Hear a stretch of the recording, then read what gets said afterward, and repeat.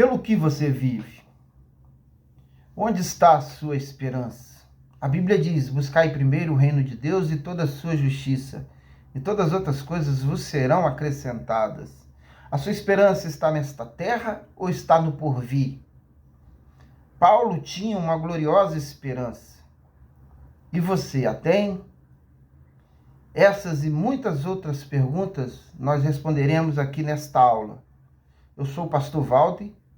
Fique comigo porque junto nós mergulharemos na palavra de Deus.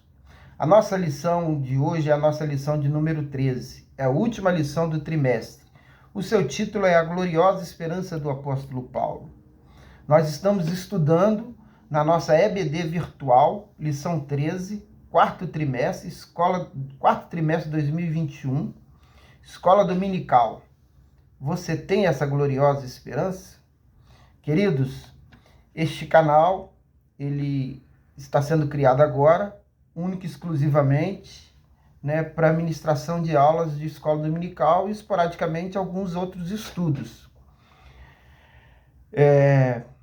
Eu tenho um outro canal, que é o WDL Mensagens, mas eu resolvi criar esse canal à parte para focar no estudo, focar nas aulas da escola dominical. Então, se você, provavelmente, você não está inscrito, então eu peço que você se inscreva, que você deixe seu like, porque essa interação com você, ela é percebida pelo algoritmo do YouTube.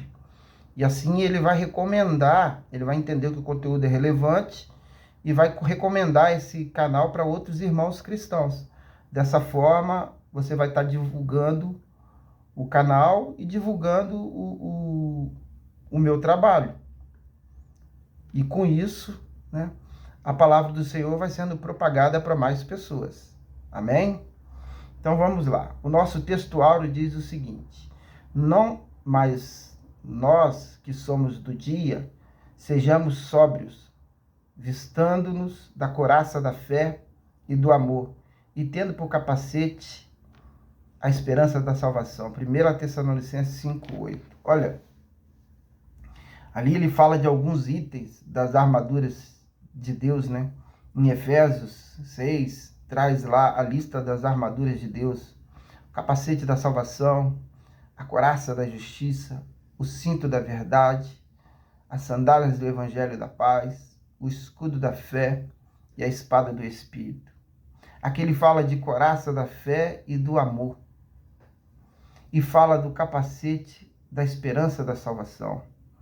Queridos, o crente ele pode passar por várias tribulações, por vários momentos difíceis. Mas tem uma coisa que ele não pode perder, e é a certeza da salvação dele. Porque embora ainda que ele seja salvo, digamos dessa forma, mas se ele não tiver essa certeza, ele não tem a paz devida no seu coração. Porque nós que somos cristãos, nós somos conhecedores das coisas. Nós não somos como os demais que estão dormindo. Tem gente que vive por aqui e agora e não percebe que isso aqui é só um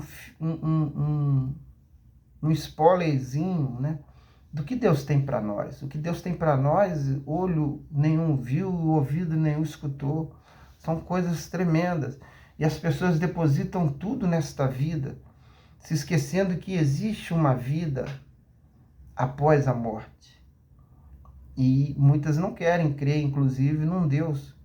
Porque se acreditarem no Deus, terão que acreditar que prestarão conta pelos seus atos. E elas não querem prestar conta pelos seus atos. Elas querem simplesmente fazer as coisas que fazem.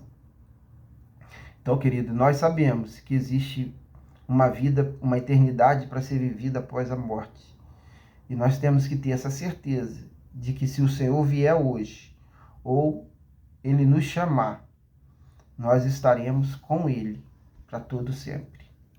A verdade prática diz que a gloriosa esperança da volta de Jesus Cristo traz sobriedade para nossas vidas e disposição para exercer a fé e o amor em nossa esperança. Sim, isso é verdade. Mas não é muito bem o que tem acontecido pelo Evangelho aí afora. As pessoas estão vindo a Cristo por promessas, né, facilitadoras de uma vida melhor. E com isso, elas não criam raízes. E quando vem o dia mau, porque a Bíblia fala do dia mau, fala inclusive para a gente se preparar com o capacete, né, com as armaduras espirituais, Paulo fala em Efésios, porque quando o dia mau chegar, ele não fala que pode ser que o dia mau chegue, ele fala que o dia mau vai chegar. E o dia mau ele chega para cada um de nós. Nesse dia, que é um dia de uma tribulação, de uma perseguição, de uma luta que você sozinho, sem Deus, você não consegue resistir. Então, quando esse dia chegar, se você não tiver raiz, você não suporta. E muita gente está vindo a Cristo pela promessa de prosperar. Muita gente está vindo a Cristo pela promessa de uma vida melhor. Sim, querido. Jesus prospera? Prospera. Deus prospera sobre dois aspectos. Primeiro, que ele atende a oração. Então, se você é filho dele e começa a orar nesse sentido, ele vai te prosperar. Às vezes, ele vai te preparar primeiro para depois te prosperar. E às vezes, ele pode não querer te atender nessa situação. Ele é onisciente, ele tem todo o conhecimento e ele sabe o que é melhor para você. Mas, via de regra, Deus prospera. Claro que prospera. E Deus prospera também por causa dos princípios, sabe? Tem gente que... Eu já ouvi uma frase muito certa, que fala assim, olha, o plantar é uma escolha. Você quer plantar ou você não quer plantar? Mas a colheita é uma obrigação. Se você planta o mal, você vai colher o mal. Se você planta o bem, você vai colher o bem daquele plantio. E existe um princípio, né, da semeadura. Então, se você é uma pessoa que tem liberalidade, que você oferta na casa do Senhor, oferta na obra missionária, não é aquela pessoa que, mão de vaca, né, que a pessoa fala, você tem uma liberalidade no coração, você quer ver a obra de Deus indo para frente, e inclusive, se você tivesse mais recursos, você ajudaria mais. Então, se você, por esse princípio em si, Deus já te prospera. Porque tudo que você faz, Deus te devolve de um jeito ou de outro. Às vezes você não percebe, mas é o princípio da semeadura. Mas, querida, as pessoas têm vindo a Cristo por causa disso. O que elas vão ganhar, né, aqui nesta terra? E essa é uma razão que não é a correta para você vir a Cristo. Você deve vir a Cristo por entender que você é pecador e miserável. Eu fiz um vídeo recente, está no meu canal. Eu aconselho que você dê uma olhada. Está no outro canal, né, o WDL Mensagem, que diz o seguinte: 7 coisas estranhas que os crentes pentecostais acreditam. Esse vídeo é bem interessante, dá uma olhada nele. Mas então, voltando aqui, as pessoas elas vêm para Jesus por causa de uma benção, atrás de uma benção. E quando, na verdade, Jesus abençoa sim. Mas o verdadeiro evangelho te leva até Cristo, porque ele te aponta como um pecador, como alguém indigno, que não merece ser salvo, mas é alcançado pela graça de Deus. Pela graça sois salvos por meio da fé. É isso que a gente tem que entender. É esse evangelho. Então, eu estou vindo aqui a Jesus porque eu necessito ser perdoado dos meus pecados. Eu necessito que o Senhor me perdoe. Eu recebo a Jesus como Senhor e Salvador da minha vida. Então, essa que é a grande questão. As pessoas estão vindo a Cristo não porque entenderam que precisam de Cristo nesse sentido espiritual, mas porque precisam de Cristo no sentido material. Elas querem alguma bênção. E isso é errado. Deus pode usar estratégia para pescar e depois ele transformar a pessoa, sim. Mas eu quero dizer que o evangelho verdadeiro não é esse. O evangelho verdadeiro, você tem que ir a Cristo por entender que você é pecador e que você necessita desse Salvador. E desse único Salvador que é o Senhor Jesus. 2 Timóteo, nossa leitura em classe está em 2 Timóteo 4, de 6 a 8, e 1 Tessalonicenses, de 1 a 11. Eu não vou ler essa leitura em classe, porque a lição vai ficar grande demais. Nós temos assuntos aqui muito controversos. E depois você pausa o vídeo, dá uma lida, ou lê depois, tá? Só para a gente ganhar tempo, tá? O objetivo geral da lição é enfatizar a gloriosa esperança dos cristãos, né? A lição, ela fala sobre a gloriosa esperança do apóstolo Paulo. Mas essa esperança, ela não pode ser só do apóstolo Paulo. Ela tem que ser de todo crente, todo filho de Deus, todo novo convertido, todo nascido de novo na fé. A gente, quando nasce de novo, a gente nasce e passa a ser cidadão de um outro reino. Não mais deste reino. Nós não somos mais desse reino. Nós somos do reino de Jesus Cristo, um reino que está vindo. Nós temos que ter essa esperança, que esse reino, com esse rei, virá nos buscar. Ou, se morrermos antes, nós iremos ao encontro dele. É por isso que a gente vive. Aqui também a gente pretende ressaltar a consciência de Paulo diante da morte, né? Que Paulo, ele sabia que ele ia morrer, o Espírito Santo mostrou isso a ele, e ele estava muito seguro de si, porque, né, o viver é lucro, o viver é Cristo e o morrer é lucro. Paulo sabia que a partir do momento que ele deixasse esse corpo, carne aqui, ele estaria com o Senhor para todo sempre. Então ele tinha essa fé, essa convicção, e por isso ele tinha essa segurança. A gente também pretende apresentar a doutrina de Paulo sobre a volta do Senhor. Olha, por isso que eu nem li a leitura bíblica em classe. Aqui o autor da revista, ele foi muito ousado, e sobretudo ele deu uma saia justa em nós professores. Porque um assunto como esse, né, doutrina bíblica de Paulo sobre a volta do Senhor, é um assunto para ser pregado num trimestre inteiro, não numa revista, nenhum tópico de uma lição, né, melhor dizendo. Era para ser pregado numa revista inteira, que é um trimestre. Mas ele colocou isso num tópico e vamos ver o que a gente consegue fazer, né? E também fala sobre, a gente tem que falar também sobre como expor os tempos e as estações até a volta do Senhor. É outro assuntozinho meio complexo, né? Mas a lição tá gostosa, a lição tá boa, e eu recomendo que você fique até o final.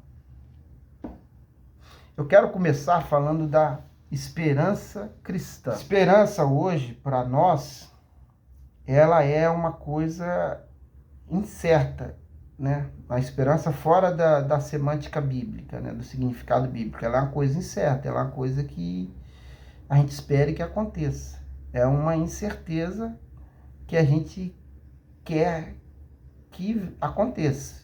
É basicamente isso, né? Mas vamos ler Hebreus 11:1. Ora, a fé é o firme fundamento das coisas que se esperam e a prova das coisas que se não veem. Se eu vejo algo, então eu não tenho fé, eu não tenho esperança. Eu estou me baseando ali na razão humana, né? O meu sentido, visão, já viu ali, então eu creio porque eu estou vendo.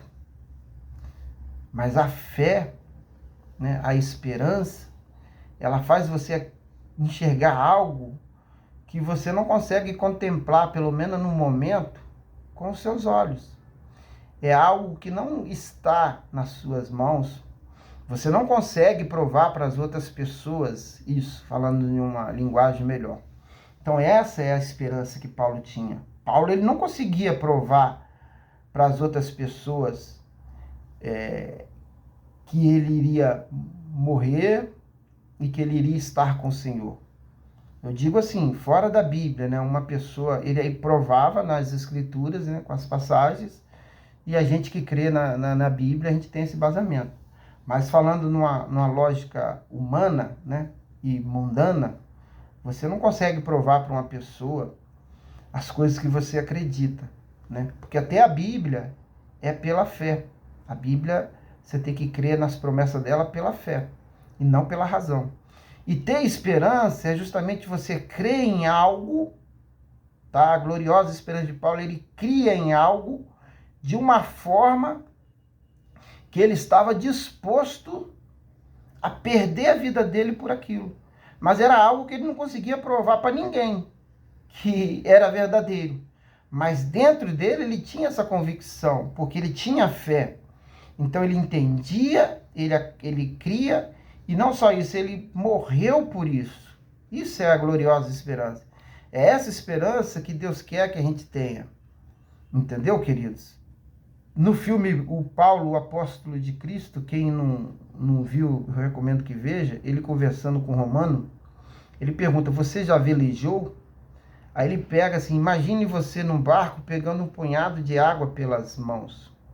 Aquela água, aquela pouquinho de água que você tirou do oceano, vai escorrer pelos seus dedos até se acabar. Essa é a vida do ser humano.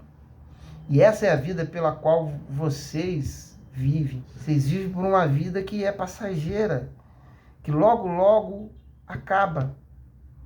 Mas aquele restante de água do oceano é a vida pela qual eu vivo. Eu vivo pelaquela vida que é infinita. Aquela água nunca vai acabar. Essa era a razão de Paulo. Essa era a gloriosa esperança dele. O ponto central diz, a volta do Senhor é gloriosa, é a gloriosa esperança do cristão. Sim, é o que a gente já falou. Se você não crê que o Senhor vai voltar para buscar a igreja, você não é nem cristão, sinto te dizer. Agora, se você crê, mas tem dúvida quanto à sua salvação, aí eu te falo, vá para o joelho, vá se santificar, vá orar e creia nas promessas de Deus. Deus prometeu, não prometeu? Mas busque essa certeza, porque às vezes você é salvo, mas você permite que o diabo trabalhe essa incredulidade no seu coração. E você não pode ter essa incredulidade. Se ela está ali, ela tem que sair. Se você aceitou Jesus, você tem que entender que você é de Jesus. Quer ver uma coisa que você deva fazer? Você que às vezes duvida. Lembra de onde Deus te tirou, de como você era antes, da transformação de vida que você sofreu e do dia da alegria que foi o dia que você veio a Cristo, do dia da sua conversão. O Espírito Santo vai começar a ministrar no seu coração e você vai entender que você sim é salvo. Agora, se você não chegou a Cristo por meio desse evangelho, que apontou os seus pecados, que apontou que você necessitava de ser limpo, necessitava de um Salvador, de um intercessor perante Deus Pai, você pode fazer isso agora. Fala, Senhor, me perdoa. Me apresentaram um outro evangelho, mas eu, ainda assim, eu sou do Senhor, eu escolho o Senhor e eu quero viver a vida pelo Senhor. Perdoa os meus pecados e trabalha no meu coração a partir de hoje. É desse jeito, meus queridos. Bom, vamos estudar o primeiro tópico da EBD Virtual, lição 13, quarto tri, 2021, Escola Dominical. Você tem essa gloriosa esperança? Nosso primeiro tópico diz, a consciência de Paulo diante da morte. E o nosso primeiro subtópico desse tópico primeiro diz o seguinte, uma morte como oferta de sacrifício.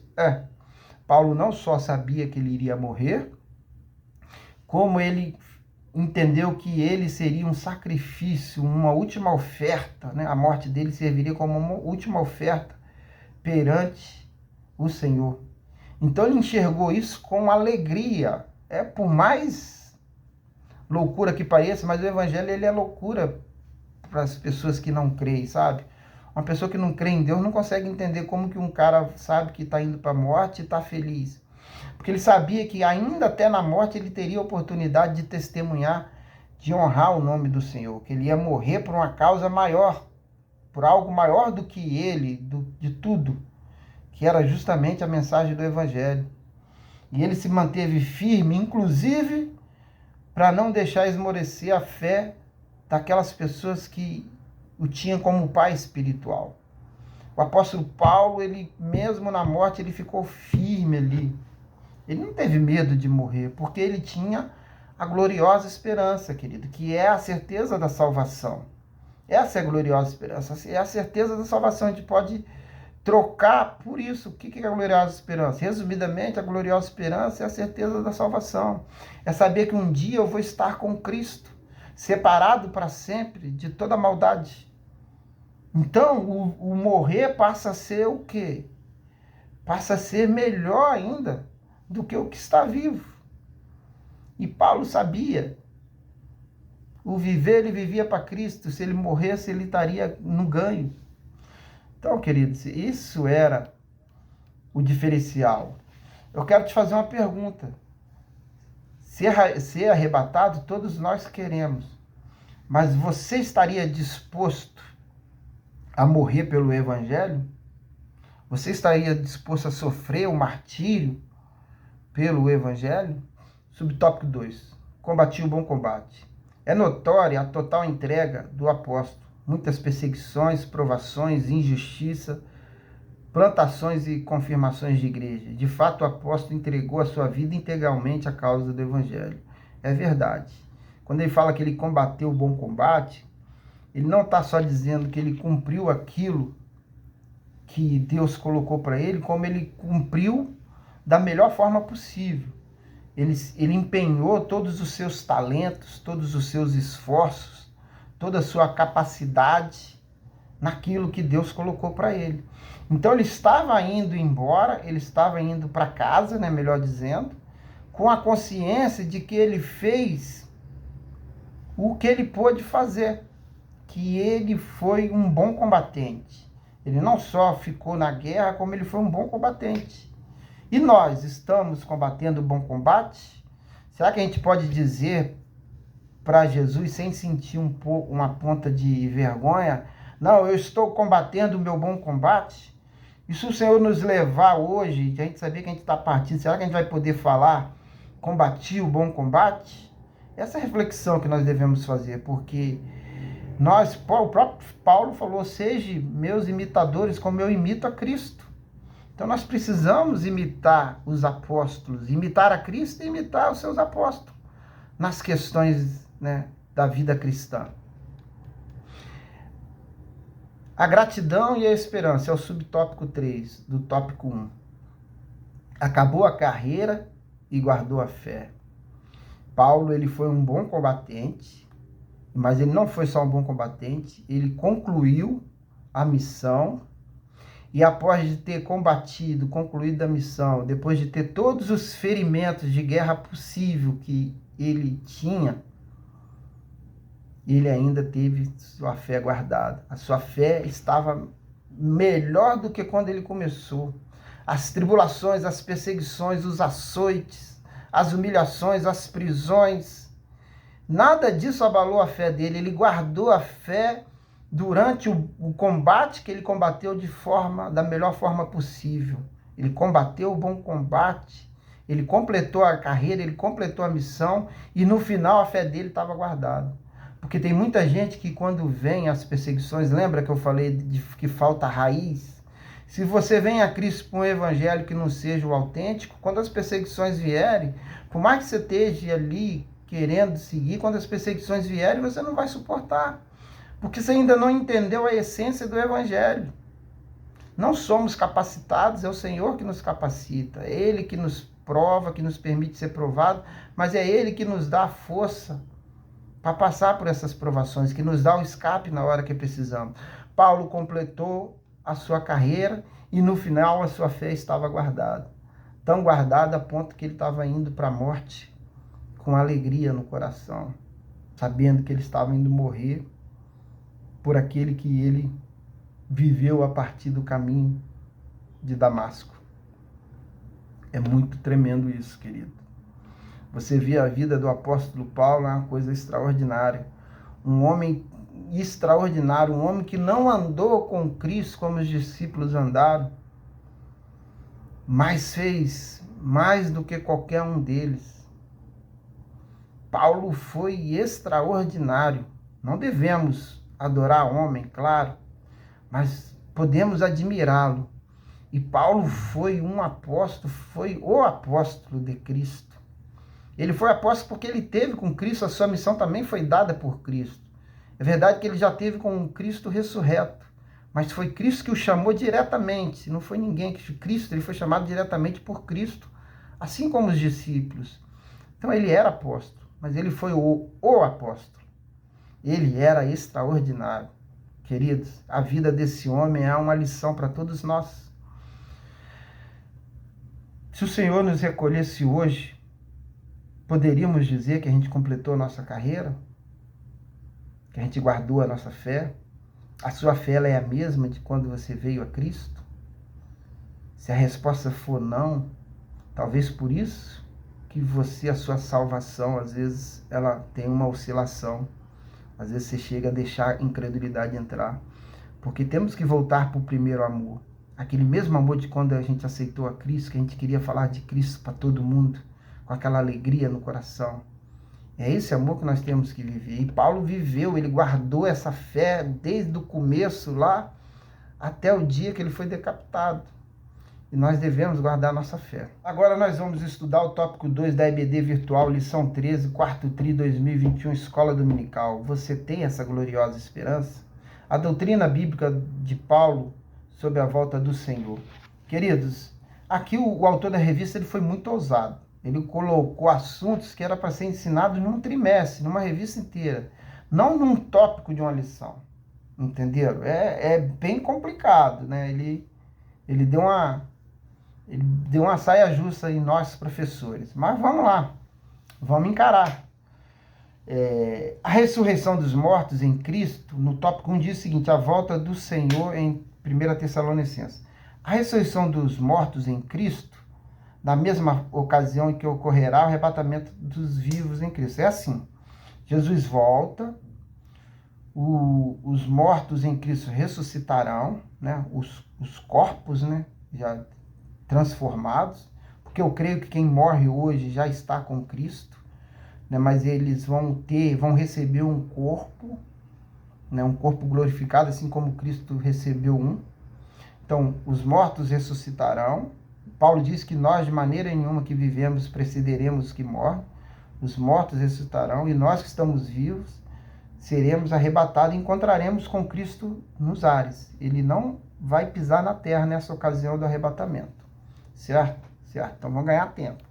As duas fases da vinda de Cristo. Subtópico 2. A volta de Cristo se dará em duas fases. A primeira apenas para os salvos, em que o nosso Senhor virá nas nuvens para se encontrar com a noiva. Bom, aqui eu diria o seguinte, se for contar o arrebatamento da igreja como uma volta do Senhor, como a vinda do Senhor, então o Senhor veio 3 vezes. Ele veio a primeira vez para pregar a mensagem como um cordeiro, né, como oferta para o Senhor, como propiciatória pelos nossos pecados, né, para nos propiciar a salvação, para nos tornar a salvação, né, possível para nós homens, com a condição de que será salvo aqueles que creem nessa mensagem. Então ele veio com essa finalidade.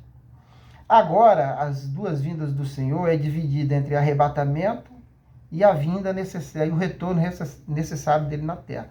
No arrebatamento ele não vai pisar na terra, foi como eu falei antes. Ele chama, os mortos ressuscitam e vão encontrar com ele, e nós que estamos vivos também somos transformados num piscar de olhos e vamos encontrar com ele nas nuvens e a gente vai para o céu com ele. Esse é o arrebatamento da igreja. É invisível para as outras pessoas. Somente os salvos verão. As outras pessoas vão ficar confusas, perguntando o que aconteceu. Milhões de pessoas sumiram, o que houve, como pode isso? Então será dessa forma. A segunda fase será o retorno mesmo de Cristo na terra aí, depois de 7 anos, né, de festa, porque o casamento judaico ele era 7 dias, né, era uma semana. Uma semana profética geralmente são 7 anos. Então a igreja vai estar 7 anos na boda do Cordeiro. 7 anos em festa, né, celebrando o casamento com o noivo. E depois desses 7 anos, Jesus volta com a sua igreja glorificada aqui na terra. Aí, vamos botar aqui, ó, a grande tribulação. Na grande tribulação, eu vou separar aqui, para falar com vocês muito rapidamente sobre a grande tribulação, o anticristo e o falso profeta e o lago de fogo e enxofre. Vamos lá. Eu falei para vocês que o autor da revista ele deu uma saia justa na gente. Se eu for detalhar e fazer uma exposição bíblica de cada coisa que eu preciso aqui, essa aula ninguém assistiria, porque ela viraria uma aula de 4, 5 horas. Se vocês quiserem que eu grave neste canal mesmo estudos sobre o arrebatamento da igreja, estudos sobre a volta do Senhor, sobre o período da grande tribulação, vocês comentam aí no vídeo, que aí eu faço isso. Mas não adianta eu gravar essas coisas se não for interessante para vocês, né? Se for, eu vou desprender um tempo, isso dá trabalho, mas vou fazer esse estudo para vocês, tá? Mas vamos aqui falar de uma forma bem resumida. O que acontece é o seguinte: o Senhor vai voltar, vai buscar a igreja. Nisso que o Senhor buscar a igreja vai estar em festa no céu com o Senhor e o couro vai estar comendo aqui na terra. A coisa aqui vai ficar feia. Então vai ser a tribulação. E aí é que entra a figura do anticristo, a figura do falso profeta e do lago de fogo e enxofre.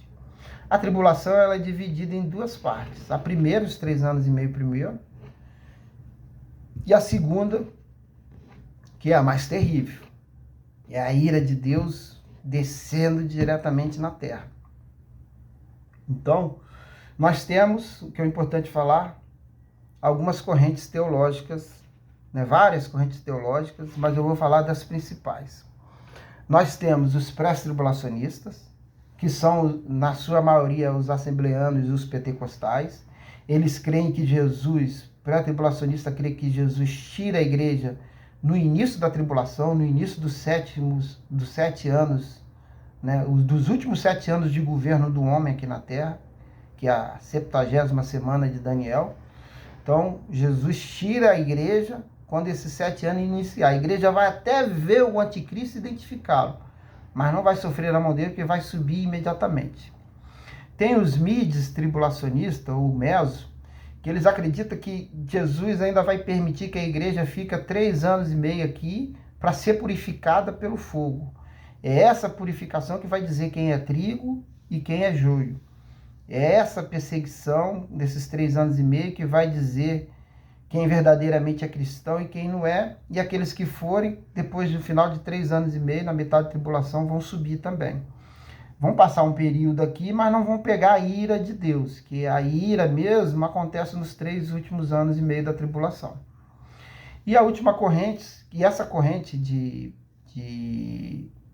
mid, né, tribulacionista, meso, metade da tribulação, ela é muito divulgada entre os batistas, em sua maioria, né? E tem a corrente pós-tribulacionista, que essa corrente diz que a igreja vai passar toda a tribulação aqui na terra. Aí já é uma coisa assim mais difícil, né? Todas elas apontam embasamento bíblico, né? Se você for olhar os pontos defendidos, isso é uma discussão interminável. Eu só queria dizer para você que você não peca por você crer em uma forma diferente, em que momento Jesus Cristo volta. Mas tenha cuidado em pregar isso, porque quando você prega, aí sim você está correndo risco de estar ensinando algo errado. Aí é complicado, né? Então, mas os pós-tribulacionistas, eles são mais assim compostos por pessoas que têm um pezinho lá no judaísmo. Então eu não dou muito crédito para eles, porque o que acontece? Geralmente essas pessoas, elas ensinam você a guardar sábado, elas ensinam você a não comer animais impuros, começa a cair muito no judaísmo. Então é um flerte com o judaísmo muito grande. E por isso por si só já é um ponto de desconfiança, né? E outra coisa que, com isso, eles negam o arrebatamento da igreja, o arrebatamento visível. Eles falam que não vai acontecer. Então as pessoas estão acreditando que quando a maioria acredita assim, quando a tribulação acontecer, eu vou ter 7 anos para me consertar. Eu vou identificar o anticristo ali, quando começar os 7 anos, e desses 7 anos eu vou buscar o Senhor. Você sabe, tem muita gente que pensa assim, vive sua vida tranquilo porque não tem medo do Senhor retornar a qualquer momento, sendo que a Bíblia diz para a gente ser da luz e ficar atento, né? Em espírito de oração, para quando as coisas começarem a acontecer, nós não sejamos pegos de surpresa. Mas eu vou dar minha opinião. Eu penso o seguinte, e tem uma outra ainda que é a pré-ira, que fala assim, em algum momento, lá para o meio da tribulação, Jesus tira a igreja. Jesus tira a igreja um pouquinho antes dele começar a derramar a ira dele, né? Porque a tribulação ela é dividida, né? Tem a parte que o anticristo, né, vai perseguir a igreja, né? Vai estar, como diz assim, solto para fazer o que quer, e tem a parte que ele vai fazer, perseguir a igreja e tudo, mas ele vai começar, ele e os marcados, né, dele vão começar a sofrer a ira de Deus. Aí vem as pestes previstas lá. Mas, ó, queridos, eu acredito da seguinte forma, que o Senhor vai arrebatar a igreja dele. Mas eu acredito que a igreja vai sofrer uma perseguição para realmente acordar muitos cristãos que estão vivendo um cristianismo de oba-oba. A igreja primitiva sofreu, e a Bíblia fala assim para a gente em Hebreus, não sei se é Hebreus 1:4 ou 4:1, me perdoa, eu não lembro direito, mas a Bíblia fala o seguinte, vocês ainda não sofreram a ponto de derramar sangue. Nós aqui no Brasil pensando que a gente está sofrendo por evangelho cristão, o irmão está me perseguindo, eu estou sofrendo por amor a Cristo. Que nada, irmão, deixa de besteira. Você não sabe o que é uma perseguição.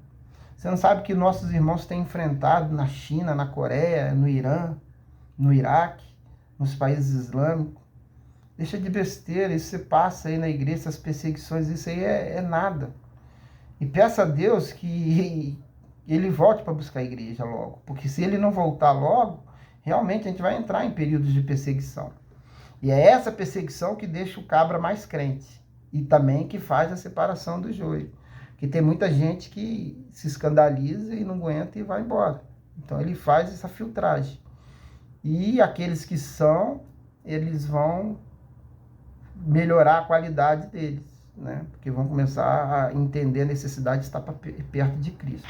A grande tribulação, então, é isso. Geralmente ela é dividida em 2 períodos, os 3 primeiros anos e meio, os outros 3 primeiros anos. O diabo, né, o anticristo, ele vai se mostrar bonzinho, ele vai ser um sedutor.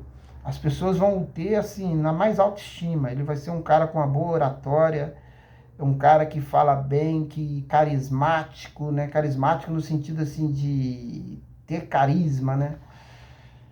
E ele vai conquistar o coração das pessoas, a ponto das pessoas falarem assim, ó, esse cara, ele é de Deus, esse cara veio da parte de Deus, e isso vai começar, quando chegar, e até os judeus vão se deixar influenciar, né? Porque ele vai trazer a paz. Por isso que antes da paz vem a guerra. Então, antes um pouquinho da tribulação, vem um período de guerra. E aí é que eu fico assim, grilado, porque talvez você não saiba, e eu nem posso falar isso aqui para o meu vídeo não ser, né, identificado, mas a gente está na iminência de entrar na Parará Pururu, falando assim para o algoritmo não pegar, né, na terceira G, entendeu? A gente está na iminência, e esse é o cenário para a volta de Cristo. Porque quando começar os conflitos, se intensificar as guerras, a gente já tem rumores de guerra. Mas quando começar uma guerra, que a gente entende que vai ser uma guerra com proporções mundiais, o anticristo ele vem e apazigua as coisas.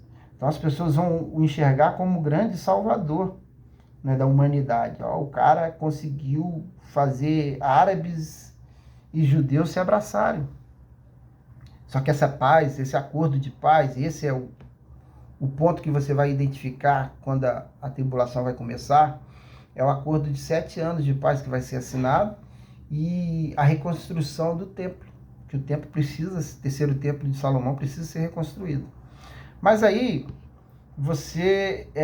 o anticristo ele vai fazer esse acordo de 7 anos, só que ele não vai cumprir. Na metade dos 3 anos e meio, ele vai falar, adore-me, porque eu sou Deus. Aí é que ele vai mostrar a carinha feia dele. Mas quando ele disser isso, a maioria das pessoas já vão estar perdidas eternamente. As pessoas já vão estar marcadas. Quem receber a marca já não tem mais salvação. Então, nós acreditamos que a igreja não vai estar aqui, né? Então, falando que as pessoas que vão estar aqui vão receber a marca.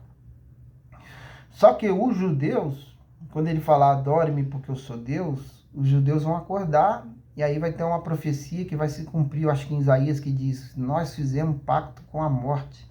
Eles vão entender que eles fizeram um pacto com o diabo, com a morte. E vão romper com o anticristo, e é onde o anticristo vai para cima de Israel, convocar todas as nações para atacar Israel. Então, basicamente é isso, a grande tribulação. Não dá para entrar em muitos detalhes, porque é um assunto, assim, muito longo. Mas e nisso, quando eles atacarem, os judeus vai morrer, acho que 2/3 da população de Israel vai para o saco. Mas olha a diferença. Aí agora eles vão começar a morrer, mas vão morrer por Cristo. Vão entender que eles mataram o Messias, vão entender que eles crucificaram o Messias, vão lamentar. E é onde a Bíblia entra, onde Deus é maravilhoso por demais, queridos. A Bíblia fala que o Senhor não suporta um coração quebrantado. Então vai ter salvação para eles. Mesmo aqueles que morrerem pelas mãos do anticristo, não quer dizer que eles vão estar perdidos, não, queridos. Muitos vão estar morrendo justamente porque vão romper com o anticristo, não vão aceitar e vão se socorrer em Cristo, vão entender que eles erraram e que Cristo é o Messias. E vão se arrepender, vão pedir perdão e vão ser salvos. Mas ainda assim Deus não vai livrar muito deles do martírio, da morte. Vão morrer. Mas uma coisa é você morrer salvo, outra coisa é você morrer em perdição eterna, né? Mas, e no final da grande tribulação, Deus volta com a igreja já transformada e pega o controle do governo, livra Israel da mão do anticristo, o anticristo e o falso profeta, porque o falso profeta é aquele líder espiritual que vai endossar o anticristo, sabe? É um líder de uma grande igreja, e por isso que a gente fala do movimento ecumênico, né, que é a reunião das igrejas. Deus está em todas as religiões, né? Isso é uma mentira, mas isso já é para preparar para a mão do falso profeta. Ele vai ter uma igreja única que vai levar essas pessoas a adorarem o anticristo. Essa é a missão do falso profeta. Mas os dois são tidos por anticristo, porque são contra Deus. Então o falso profeta e o anticristo vão inaugurar o lago de fogo e enxofre. As pessoas que hoje morrem sem Cristo, tem gente que acredita que elas estão dormindo. Não, elas não estão dormindo. A maior parte delas está em tormento, mas ainda não está no lago de fogo e enxofre, que é o inferno propriamente dito. Quem vai inaugurar vai ser o anticristo e o falso profeta, seguido das pessoas que receberem a marca da besta quando Cristo voltar. E Cristo vai estabelecer o governo dele de 1000 anos aqui na Terra. Satanás vai ser amarrado por 1000 anos e as pessoas vão começar a viver num mundo. Deus vai mostrar o que é um governo, como que se governa. Um mundo de paz e alegria. Quem morrer cedo vai morrer com 300 anos, vai morrer jovem. E no final desses 1000 anos, o diabo é solto, porque vai ser permitido ele tentar essas pessoas que viverem em condições extremamente favoráveis de serem salvas, né? Elas vão estar vivendo num mundo governado por Cristo, onde o pecado, onde o tentador vai estar preso. Mas ainda assim, muitas vão pecar. E quando pecarem, vão morrer na hora. Não vai ter mais esse papo de misericórdia, não. Porque vão estar pecando de uma forma totalmente desfavorável. Poxa, Satanás está preso. Você não tem tentador e você ainda assim decide pecar. Você está insatisfeito com o governo de Cristo? Então vai ser basicamente isso. E quando o diabo for solto, por incrível que pareça, ele vai convencer boa parte dessa população, que nessa época vai ser algo gigante, né? Imagina as pessoas vivendo 1000 anos, quanto que não vai ter de pessoas nessa terra. E não vai faltar alimento, Deus vai mostrar como se governa. Mas ele vai convencer boa parte dessas pessoas que o governo de Cristo não é bom e que o dele vai ser melhor para se ajuntar a ele, as pessoas vão se juntar a ele. As pessoas, né, que se rebelarem contra Deus, se juntarem ao diabo, vão ser derrotados junto com o diabo e lançados no lago de fogo e enxofre. Daí vem, né, o grande julgamento. Mas depois disso a gente vai entrar na eternidade mesmo. E coisas maravilhosas nos aguardam, querido. Não sabemos, é especulação. Tudo que eu falar aqui, o que vai ser, não dá para saber. Mas nesse momento, Jesus vai derrotar a morte. E quando Jesus derrotar o último inimigo, que é a morte, ele vai pegar todo o poder que o Pai delegou a ele e vai entregar na mão do Pai, cumprindo a sua missão. Mas, queridos, eu volto a dizer, se vocês quiserem um estudo detalhado, com referências bíblicas desse assunto, tudo certinho, eu fiz aqui um compilado, e para fazer um compilado eu tive que ser rápido. Mas se vocês quiserem, vocês coloquem aí nos comentários que eu faço questão, com todo o trabalho que vai me dar, de entregar uma coisa para vocês, bem expositiva, né? Por assim dizer. Bom, vamos agora para o nosso tópico final, né? Nosso tópico 3. EBD Virtual, lição 13, quarto TRI 2001, Escola Dominical. Você tem essa gloriosa esperança? Tópico 3. Dos tempos e das estações até a volta do Senhor. Uma atenção à expressão dos tempos e estação. Aqui o que eu separei para comentar foi o seguinte: por isso devemos viver em vigilância em todo o tempo, não procurando adivinhar datas ou períodos, pois não sabemos o dia e a hora que o Senhor há de voltar. Inclusive, queridos, isso é um argumento que os pré-tribulacionistas usam, e usam muito bem esse argumento. Porque se eu digo que o Senhor vai voltar na metade da tribulação ou no final da tribulação, então eu sei quando o Senhor vai voltar. Vocês conseguem entender? Olha, começou a tribulação, se eu sou pré-tribulacionista, se eu sou mid-tribulacionista, eu conto 3 anos e meio. Bom, mais ou menos, lógico que eu não vou saber o dia e hora, mas mais ou menos daqui a 3 anos e meio, o Senhor retorna. Ou se eu for pós, olha, daqui a 7 anos o Senhor volta. A gente vai passar um terror aqui nessa terra, mas o Senhor volta daqui a 7 anos.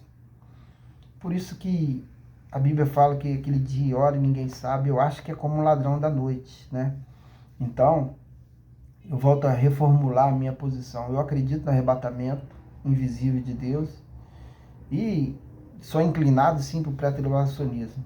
Mas eu acredito que antes do antes do arrebatamento e antes da tribulação, vem um período de perseguição, ou um período terrível que todos vão ter que passar, tipo guerras, né?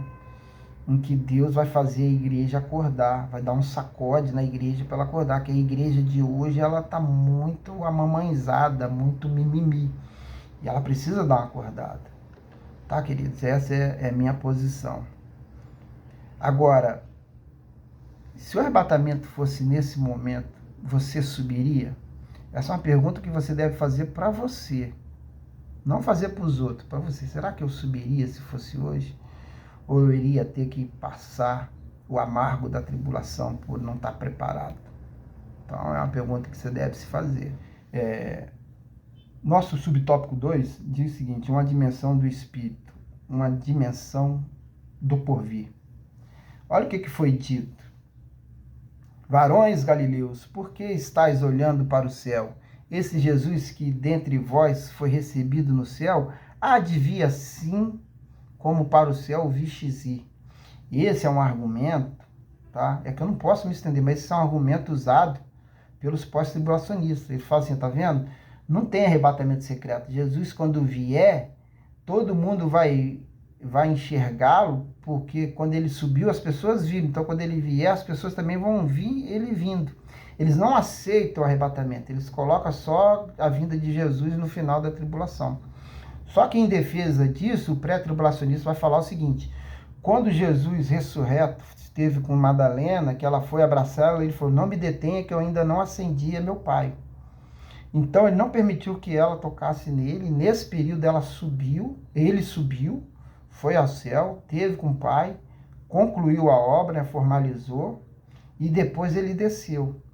E essas subidas de Jesus ninguém viu, entendeu? Mas ele subiu, então ninguém viu ele subindo. E depois ele conversou com os discípulos, ainda deu instruções por cerca de 40 dias, e quando foi visto por mais de 500 pessoas, e depois ele ascendeu o céu da forma visível. Mas as pessoas defendem que teve uma ida dele invisível, que as pessoas não viram, e é dessa forma. O subtópico 3, do tópico 3 diz: Espírito que por vir, termos da nova pregação. Sim, assim como os crentes pentecostais incentivam as pessoas a buscarem o batismo com o Espírito Santo, eles têm que incentivar as pessoas, a preparar as pessoas a passarem por sofrimento por amor a Cristo. E isso, essa outra parte, a igreja não faz. Muitas pessoas acham que pelo ministério delas está dando errado as coisas, ela acha que não foi chamado de Deus. E é justamente o contrário. Justamente quando nós somos chamados por Deus, é que nós passamos por perseguições. A ausência de luta, Deus nunca nos prometeu. Deus nos prometeu estar conosco nas nossas provações. Mas, querido, se você basear o seu ministério porque você que não é de Deus, porque você está tendo luta, você está tendo a leitura totalmente contrária. Se está tendo levante, se está tendo problemas, é justamente porque você é chamado por Deus, tá? Eu tinha um canal, meu canal é WDL Mensagem, ele é novinho também. Esse canal aqui, eu criei ele ontem. O WDL Mensagem, ele já existia há muito tempo, mas eu não movimentava. Então, de 2 meses para cá, eu comecei a botar vídeos nele, e ele começou a crescer numa velocidade gigante. Até eu resolver começar a gravar aulas de EBD, né? Gravei 3 aulas e botei lá. Queridos, começou a desandar tudo. Falei assim, meu Deus, mas isso é o quê? Isso é porque é a chamada, entendeu? Agora, se eu falar assim que eu não tenho chamada para pregar, para dar aula de escola dominical porque as coisas deram errado, eu vou estar tendo a leitura justamente que o diabo quer que eu tenha. Ele quer que eu não seja perseverante, que eu desista. Mas é o contrário. Se deu errado, se incomodou, é porque é de Deus, queridos. Tenha consciência disso, tá? Vamos para a nossa conclusão. A bendita esperança de Paulo deve ser a nossa. Ao longo do ministério do apóstolo, somos estimulados a viver no Espírito e ao mesmo tempo em vigilância, preparando-nos para o encontro com o nosso Senhor. Que vivamos no Espírito aguardando a bendita esperança. O Senhor Jesus pode voltar a qualquer momento para arrebatar a sua noiva. Andemos, pois, no Espírito. Sim, Maranata. Ora vem, Senhor Jesus. Se você não andar desperto, seja sóbrio e vigilante, tá, querido? Esteja preparados em espírito de oração, para quando as coisas começarem a acontecer, você está atento. Nós somos do dia, Deus não quer que a gente seja pego de surpresa. Nós somos do dia, nós estamos vendo os sinais, estamos vendo as profecias se cumprindo. Está faltando o que para a gente acordar? Olha, acorda, igreja. As coisas estão se cumprindo, precisamos acordar. Tá? E nesse sentido, eu peço oração pela minha vida, eu sou o pastor Valdo, pela minha família, tá, queridos? Eu preciso da oração de vocês. Queridos, gostaram da aula? A aula ficou um pouco longa porque o assunto é longo. Isso aí, eu sei que a turma não gosta de uma aula muito longa, mas não tinha como fugir muito disso. Se fizesse uma aula fora desse padrão, ela ficaria incompleta. Ó, o canal está começando, esse é o nosso primeiro vídeo. Nos ajude, por favor, com sua inscrição e com o seu like. Compartilhe essa videoaula também, tá? Obrigado vocês que ficaram até aqui, que Deus possa abençoar a casa de vocês, a família, a vida espiritual de vocês. Eu sou o pastor Valdo e você acabou de assistir a EBD Virtual, lição 13, quarto tri 2021, Escola Dominical. Você tem essa gloriosa esperança? Essa foi a última lição da revista do quarto trimestre de 2021. Vamos começar em 2022 com uma nova lição. Obrigado e até o nosso próximo vídeo.